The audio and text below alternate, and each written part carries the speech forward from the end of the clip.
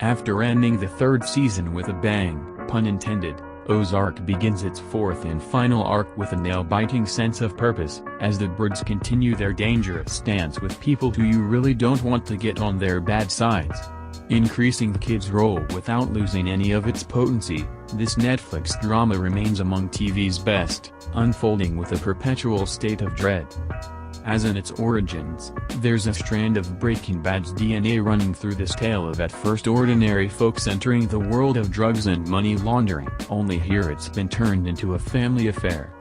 That's especially true now that the Byrde kids are growing up and have been clued in regarding what their folks, Marty, Jason Bateman, and Wendy, Laura Linney, have been doing. Foremost, the bifurcated final season, 7 episodes are premiering now, with more to come, centers on the Byrdes' relationship with Omar Navarro, Felix Solis, the drug kingpin who speaks softly but has already exhibited his ruthlessness.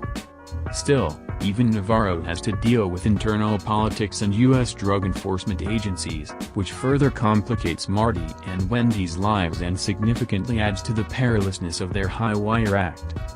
Nearer to home, the Byrdes still face issues involving the psychotic and mercurial Darlene, Lisa Emery, whose commitment to her homegrown drug operation risks raising the ire of Navarro and his people, and leaving Marty and Wendy caught in between.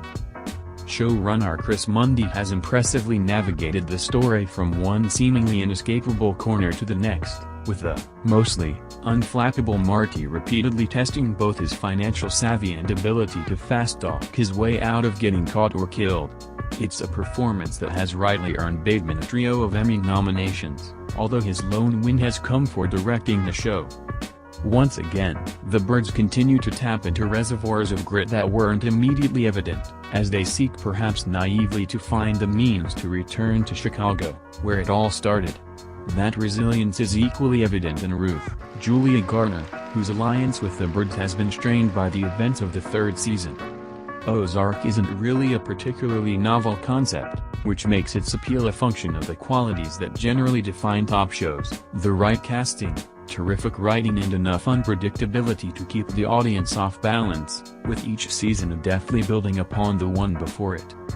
The second half of Season 4 will determine whether the series and the Byrdes can sustain that all the way through to the end and give the series a worthy send-off. Time will tell, but in terms of a takeoff that sets up such a landing, so far, so good. Ozark begins its fourth season on Netflix on January 21.